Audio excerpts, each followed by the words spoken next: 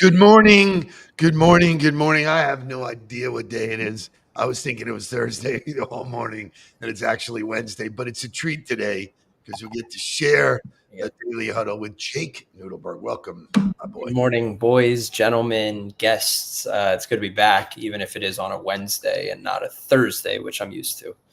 We, all of us that lead very productive lives, schedules change and we're in flux. And I love the fact that we have the opportunity to juggle the lineup, keep it fresh, keep it exciting. It is November. What is it? 8th? 8th already. Incredible. There are, Already. I think, 15 more days until Thanksgiving. It's Is that unreal. really? Wow. That's incredible to think about. If you haven't figured out how, your year is going to end, you're probably late to that. If you don't have an idea of where you're going to finish and things like that. But it is kind of the sprint. I think everybody gets to this point of the year and starts looking ahead to Thanksgiving, Christmas, and but it's about finishing, obviously.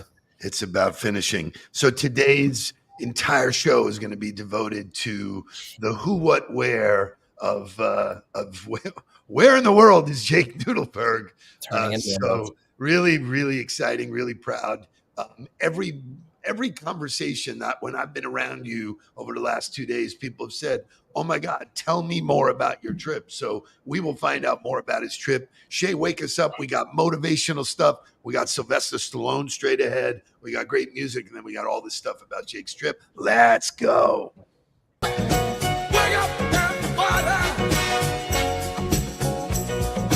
Get up, get up, get up, get up. We got, come on. Wake up, everybody. Teach a new way. Maybe then they'll listen what you have to say. Wake up, everybody. No more sleeping in bed. No more about the thinking. Time for thinking ahead. Come on.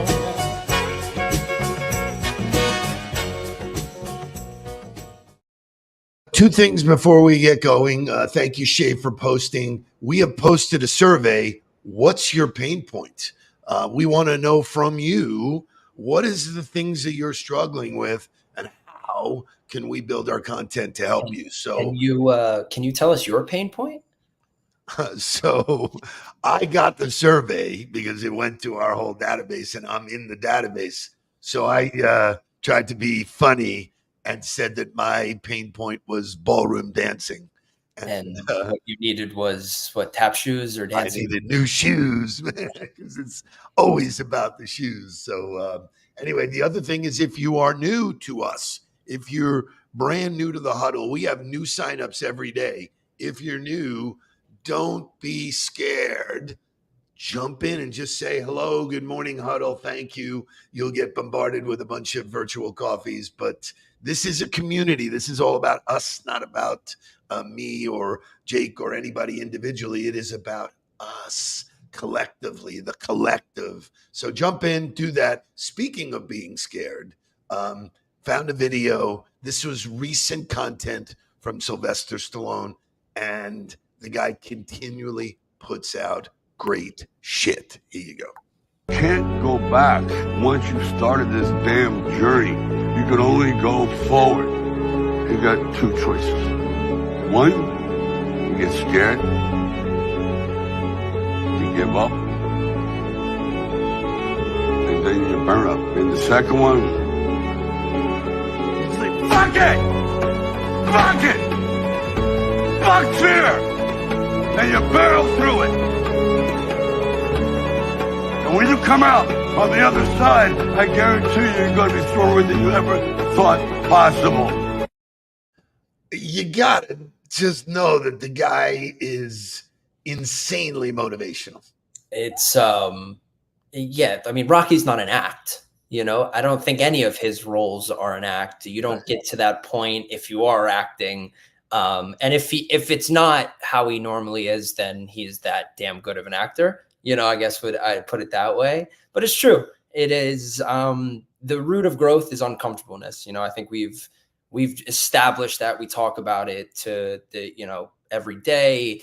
And it's just fun putting yourself in those situations. One, to see how you react, to see how you've been developed, looking backwards first, and what have you done in your life that has prepared you for that moment, or the lack of preparation. How do you act in the moment, and then how do you reflect on it after and grow from it and add it to the toolbox and things like that. People want to know where I found that. Just lit up my Instagram reels this morning, as I do every morning, and it's pouring this stuff into me. Boom, it changed my input, changed the output. But what I want to focus on is the fear factor. He says, fuck fear. I agree. Fuck fear, man. We all have it. We all have fear and doubt. It's a human emotion.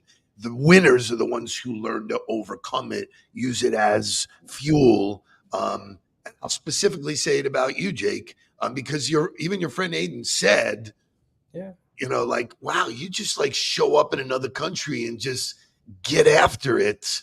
What's that about, man? Where do you get that from?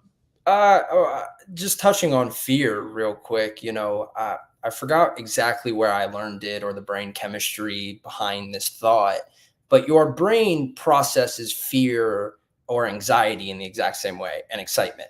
Those three kind of are all very similar feelings for your brain. We've just taught ourselves that when we feel that we're scared, or that it's anxiety and not excitement. We don't process it, and it's just the way you digest it. I've been uncomfortable a lot. I think that's one thing that helps me in these situations, is the willingness to be uncomfortable and put yourself in those situations, and telling yourself you're excited, and the unknown is going to be really cool, and not knowing exactly how it's going to go or where you're going to be or the people you're going to meet. And knowing the last times I've done that, or the other times, it's always kind of worked out, and I've been thankful for it. And so keeping the end result in perspective, or your view while you're doing it, helps to make it really easy. But I would be bullshitting if I didn't say it was nerve-wracking. It's nerve-wracking going to understanding nerves. I think it's great. Let's roll with motivational music. It's a short, quick one, but it talks about the fact that you can't hold us, man. So boom. Can we go back? This is the moment. Tonight is the night. We'll fight till it's over. So we put our hands up like the ceiling can't hold us. Like the ceiling can't hold us. Can we go back? This is the moment. Tonight is the night. We'll fight till it's over. So we put our hands up like the ceiling can't hold us. Like the ceiling can't hold us. That was for Jonathan Aarons as well, so he can run. You guys almost just caught me singing completely. I didn't know we were going that short. But yeah, we just went short, just because that song is a 7-minute song, so really hard. But so you don't put boundaries around yourself. Let's start unpacking your trip. Yeah. How did you decide that it was okay, especially after what you've already done this year? How do you come to the decision to say, yeah, I'm going to see the Dolphins play in Germany? I think the simple answer is it's why we work. It's why we grind. It's a refresher. I think it's very similar to being in a gym. You can't be perfect all the time. You can't just work. It makes the work sweeter when you leave and you get away from it, and you examine and understand that the work you do affords you the ability to go on these trips. And coming back, it makes you appreciate work even more. I think if you never remove yourself from an environment, you don't know how it actually affects you. And getting away makes me appreciate my job, makes me appreciate to come back to on the ball, to get jaked, my clients being excited for me being back. And then understanding that opportunities arise and you have a choice of whether you want to take it or don't.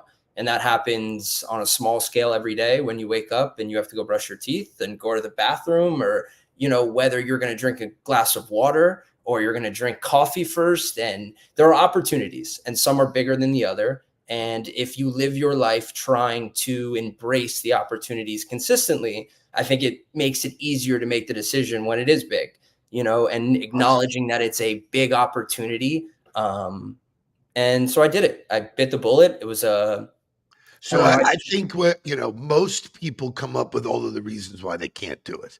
Yeah. You could have said, well, I already spent a lot of money this year, so I'm not going to do that. You could say, it'll be hard to get tickets, da da da da da. It'll be expensive. It'll be this. It'll be, everybody comes up with excuses. Shay, show me just a little bit of the photo journey that you created. So Jake, unpack this for us. Yeah. Let's start top two left or Amsterdam. And if you've never been to Amsterdam, I would recommend it to the max. I've yet to be in other places in Europe, so I can't really compare it. But I know that the culture, the food, the architecture, the art was absolutely unreal. And if you've been there, I don't know one person who's bad-mouthed it. Bottom left, took the train from Amsterdam to Dusseldorf and then down to Frankfurt. So got to see how people travel in Europe. Top right is some traditional German lunch that we had.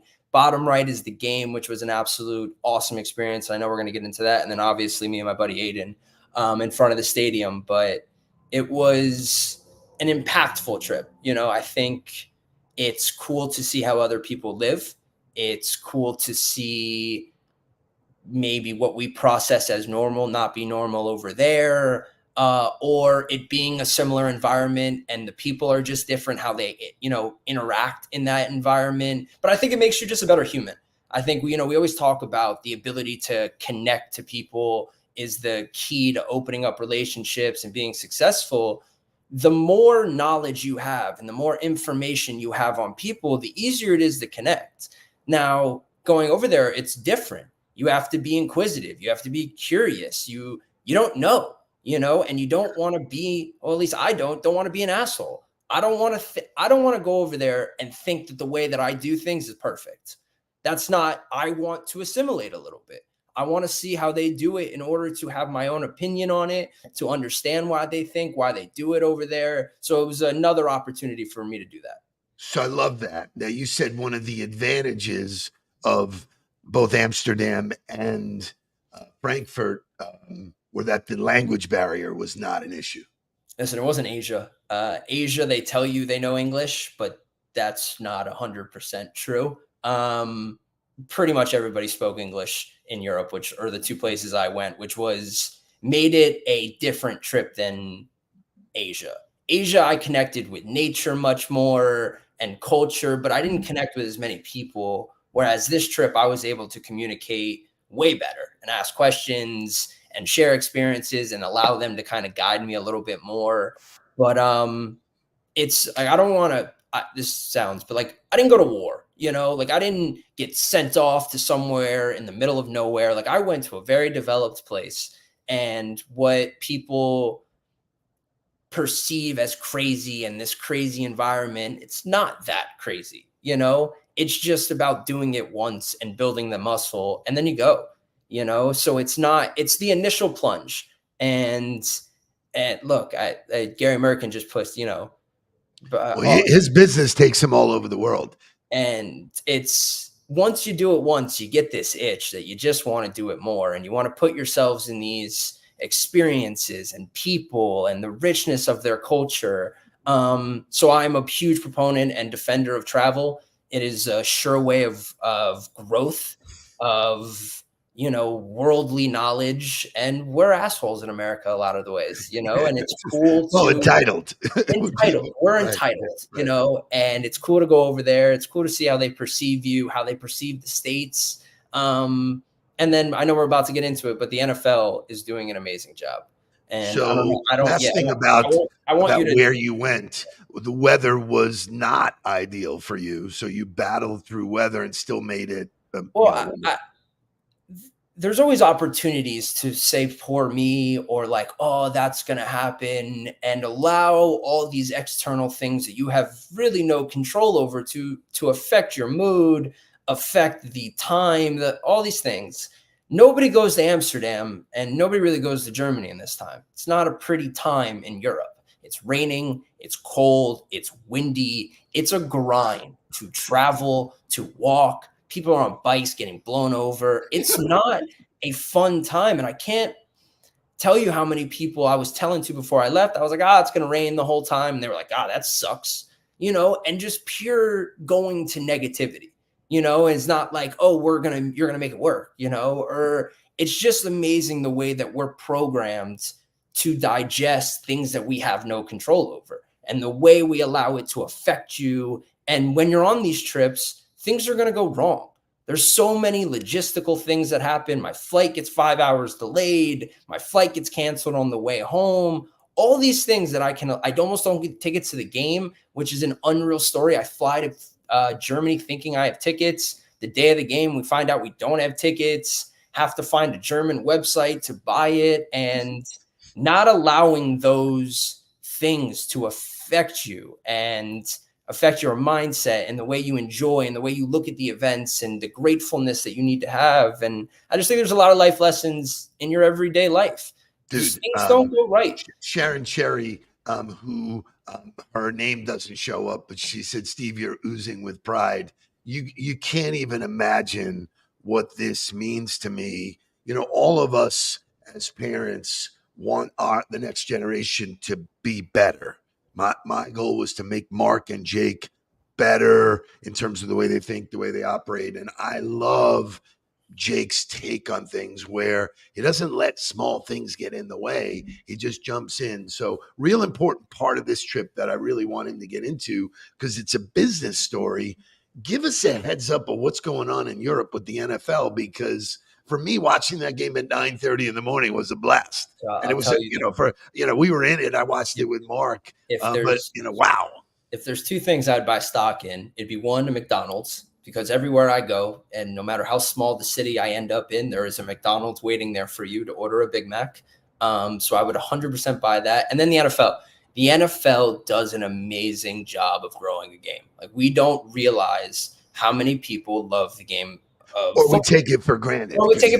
Yeah, and right. It's very similar for the soccer fans that we have here. Like, Premier League is really starting to grow here. And you might like some other leagues. I'm not as educated in that sport, but it's very similar. They all pick teams that they like, and they might have some random connection to it. But it's cool to see their appreciation for the game going there. The appreciation for the product, for the players' willingness to interact with them, to give them the insights. It was really cool. The Dolphins spent a week there, and the reporters were educated.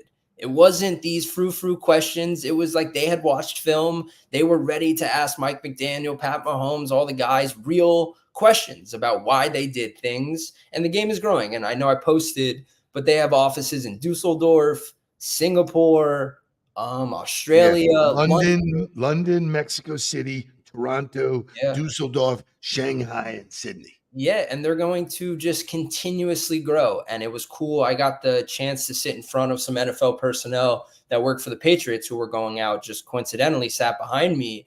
And the scouting report that they were doing in order to execute was a lesson in itself. They don't just go. It doesn't just happen. The planning that goes into it, the years of planning, the years of developing relationships. Taylor was not there, Lori, thankfully. I think it would have been a whole nother circus. Would have been a whole lot of nuts, but it's just really cool to see the appreciation that they have for something that we've developed and is ours. So as an American, you do feel kind of good when you see that, So talk to me about, I didn't know Frankfurt was a financial city. Yep. And that's why it's Deutsche Bank Stadium. Mm-hmm. But you would think that a bank like Deutsche Bank, world-renowned, money influencer, would have this Mac Daddy Stadium. Talk to us about the stadium experience. Yeah, it's they're not like Jerry's World. They're not like the new stadium in even in London. I know Tottenham just got a new stadium, the new stadium in Vegas. It was not like that. It was if anybody's from New York and goes to Meadowlands, it was a very similar experience. You board the train, you go out into the middle of nowhere, you get off at a train station, you walk 15 minutes to the stadium through the woods. It's on a campground. There is nothing really out there. And you're there for the sport. And it was kind of cool because nobody had this preconceived notion of like a football game was supposed to be this glamorous event and that it was supposed to be easy to go to it, or it was supposed to be, everything was supposed to be pampering. Like it was traditional as it gets. And it was cool because it was like an appreciation for the sport. It was everybody walking in the game in their different jerseys. And I played a little game. It was 32 check marks for all the teams, and every team was represented with colors and jerseys. And it was just cool to, and I keep saying it, but just cool to see how they embraced it and the appreciativeness that we were there. It was muddy. It was like my shoes are ruined, and you just end up in these, it's so cool on these trips because you don't have these preconceived notions of what you're going to expect. Like in America, everything is an expectation. You go to a salad shop, I want it to be made a certain way and made in like this. And everything you do in your day-to-day life, you have these expectations of how it's supposed to be. And then you get in these environments, you're like, I don't really have any expectation, and what do it. Just whatever you do, I want to see what you do. Right? Do it, or it takes an extra 15 minutes, or it's not like what a coffee shop is in Amsterdam. Right. Listen, like the Amsterdam people are some of the most interesting. Dutch are just interesting, super nice, very free form, but the problems that we hold to us are not their problems. They don't look at money the same way, or the daily grind, or how they live. Like it was Saturday morning and nobody was awake at 9 a.m. The entire city was like closed. I was like, how can you not get a cup of coffee before 9? But the power of travel is unreal. And Kitty said it. It's just, it opens you up to different ways of life, of operating differently, of thinking differently. They are serving coffee though. There's a lot of other things on the menu. There's a lot of other things when you go in there, but you can get a latte. But there is a fun fact from behind the screen. Amsterdam is the bike capital of the world. Bikes outnumber cars. That's correct. Yeah, that's a big spot for our Today business. The mobility side of things. And they were doing it in the rain. It was cool to see them grind it out in the weather too. And just a really, really fortunate. Two more questions. Two more questions. Shay, give me overtime, please. And we'll go to overtime. So great. Kitty is actually heading to Amsterdam. Good for you. Jake will give you the heads up as to where to go. If you like seafood, highly recommend Pesca. One of my favorite restaurants I've ever been in my life. So awesome. There's a record. So I want you to comment on two things. Number one, the Dolphins' strategy was to go out a week early. Mm-hmm. The Chiefs' strategy was to go out just before the game. The Chiefs won. Does that validate one strategy over the other? No, it's funny. I saw an article that was explaining both of the philosophies, and neither of them are proven to work. There's evidence that supports both work. I think it was cool to hear Mike McDaniel talk about why, and talk about the preparation of, if you are lucky enough, or, lucky isn't the right word. If you are good enough and achieve enough to get to the Super Bowl, you have to operate away from the facility. It's not a question. They go a week early for media. You have to do it. And he said, I don't want the first time for us to do that to be in the Super Bowl. That's a lesson in itself. That's a guy who knows where he's going, how he's developing, how the season should go, and that it's not a 1 week game. And for the Chiefs, I think they've done it. They've been in almost every situation, this team together. They're led by leaders who have done it all. So they're able to probably get away with things that other teams aren't. And that's a sign of the personnel you have. But I think both were sloppy. It was not a normal environment. I don't think the Chiefs played particularly well. I don't think the Dolphins played particularly well. But they accept that it's part of their jobs to operate in these environments. Love it. Last question. They don't love it, but they do it. And we'll get out of it. First of all, what a great recap. Thank you for sharing your photo album. I asked you, I said, are you journaling all this? And you said, my camera is my journal. And none of the two other guys that you went with did not take pictures. You did. So, kudos to you. what's next? What do you do in 2023? You did, Asia and other parts of Europe. What's on the hit list for 2024? I think that's the best part about these trips is if you would have asked me 7 months ago, or probably more, 7 months ago, 8 months ago, where I was going, I had nothing booked. So I think the unknown is kind of exciting, and knowing that I can go anywhere and do anything. Where would you want to go if you could leave today? Spain is really high on the list right now. I don't know. I had some real urge to go to Spain. London is something I really want to do. Don't think I'm going to do Australia yet. Definitely Wimbledon, maybe next summer, is also on the bucket list. I don't know. I'm always open to recommendations. Wow, Paris for the 2024 Olympics would be sweet. But yeah, I don't know. Just keeping the options open. Next is New York. So yeah, we'll be in New York together for Thanksgiving, which is pretty cool. So Black Friday, first game ever. That game is, unbelievable. 16 days away, just incredible. So thank you for joining as always. For anybody who didn't know, couldn't tell, I'm super proud. I love the way you live your life. I love your philosophy. You make everything that I did to help you grow up and be your own person. I get to watch it and the canvas grow every single day. So thank you. I will say one more thing. And if you have kids or you're still young, Mark told me something that I've used for the last few years since I've left football. And he goes, do everything in your 20s so that you know what to say no to when you turn 30 or when you're 30. And I've constantly used that one as a real measuring stick of appreciate the lack of responsibilities, or, the kids and the families and the houses and the bills piling up, and just say yes to things and do it, and then figure out what works for you and doesn't. Dude, what a great example. And for anybody who doesn't understand that iron sharpens iron, between the three of us, we're constantly pushing each other to get better. And Jake, you're a shining example. What a way to be on the ball. Thank you for joining us today. Appreciate you giving us the opportunity to come in. Having me and listening, as always. Coming into the screen every day. Let's get down to business. Tomorrow, it's me and Mark. Friday, it's Veterans Day. We will not do a live huddle. We'll do a replay in honor of all of the people that service us or provide service to us. So make it a great day. Let's get down to business. Please don't worry about me. I'm about to let my heart speak. My friends keep telling me to leave this. So let's get down to business.